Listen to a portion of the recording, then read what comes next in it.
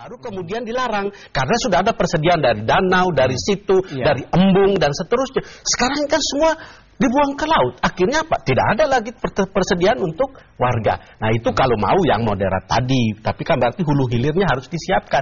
Kalau mau tapi situnya ambrol yang justru situnya justru tidak dirawat. Karena memang banyak warga juga yang ada di tinggal di pinggiran situ-situ seperti itu. Nah, menurut saya pemerintah yang harus karena belum menjadi prioritas. Situ itu dianggap sebagai ya sesuatu yang ada dan tidak ada saja. Tidak dilihat sebagai sebuah kebutuhan vital akan tidak air. Vital, ya? Tidak. Pemerintah melihatnya tidak vital. Baru kemudian jebol, baru ada korban jiwa. Padahal sebenarnya airnya dibutuhkan. Nah, kembali ke pertanyaan Mas Indra tadi. Radikalnya apa?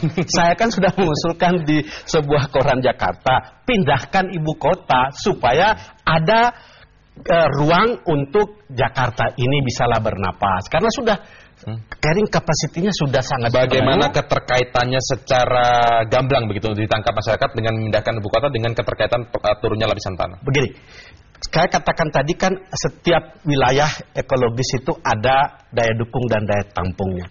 Sekarang ini dengan berbagai fenomena yang kita gambarkan tadi sudah menunjukkan bahwa secara alamiah daya dukung dan daya tampung Jakarta ini sudah melampaui batasnya. Kalau begitu secara radikal harus kita pindahkan ibu kota ini sehingga memindahkan begitu banyak kantor dan aktivitas pemerintahan pusat ini keluar Jakarta dengan seluruh orang dan aktivitasnya tadi kita keluarkan dari Jakarta sehingga Jakarta diberi ruang untuk bisa berkembang secara lebih manusiawi. Jangan lupa Bung Karno kan sudah menyiapkan Palangkaraya Raya sejak tahun 50-an atau 60-an untuk menjadi bakal ibu kota. Jadi presiden pertama itu sudah punya visi jauh ke depan bahwa Jakarta memang adalah ibu kota transisi meraih kemerdekaan, tapi setelah itu kita bangun ibu kota yang baru, yang lebih manusiawi, yang lebih visioner, futuristik 100-200 tahun ke depan. Kalau boleh saya garis bawahi sedikit, keterkaitannya adalah jika ibu kota dipindah, beban untuk Jakarta berkurang.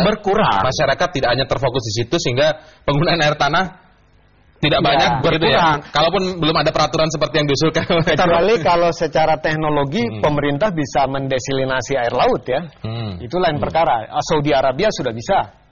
Nah itu juga sebenarnya salah satu solusi. Kalau misalnya kita tidak mampu secara drastis mengurangi penggunaan air tanah, pelan-pelan mungkin situ dan selanjutnya air laut. Kenapa tidak? Teknologi mahal memang, tapi ya apa boleh buat. Kalau tidak radikal pindahkan kota, tapi pindahkan kota juga tidak bisa begitu saja Pak ya. Dibutuhkan waktu 10 sampai 15 tahun. 10 sampai 15 tahun kita bangun kota yang bagus karena sekali lagi ibu kota ini kan harus sampai 100-200 tahun ke depan. Saya tidak 5 tahun saja jangan-jangan sudah tidak bisa bergerak lagi kita di Jakarta. Kalau begitu lebih baik kita bangun kota baru yang dengan visi 100-200 tahun kan Mas Indra. Lebih bagus seperti kota London, seperti Tokyo, seperti Paris dan seterusnya kan jauh lebih bagus. Ya kan daripada kita hanya kerubung di, jangan lupa termasuk juga urbanisasi tadi. Kalau selama Jakarta ini terus dibangun, jangan salahkan orang yang lari ke Jakarta dong. Ya, kita jangan salahkan, kita terlalu serius pusatnya memang ada di situ. Ada di sini. Ada gula, ada semut. Ada semut. Begitu ibu kota pindah, orang tidak lagi tertarik ke ibu kota ke Jakarta karena Jakarta bukan lagi ibu kota kan. Orang pasti pindah ke ibu kota yang baru itu lebih menarik. Pokoknya adalah kota lain. Nah, kita ingin tahu gambarannya. Kalau kita dari tadi bicara Jakarta, adakah jaminan kota lain tidak ada penurunan lapisan tanah? Profesor. Nah ini, kalau penurunan tanah yang kita amati oleh ITB selama ini, Bandung itu ada penurunan tanah.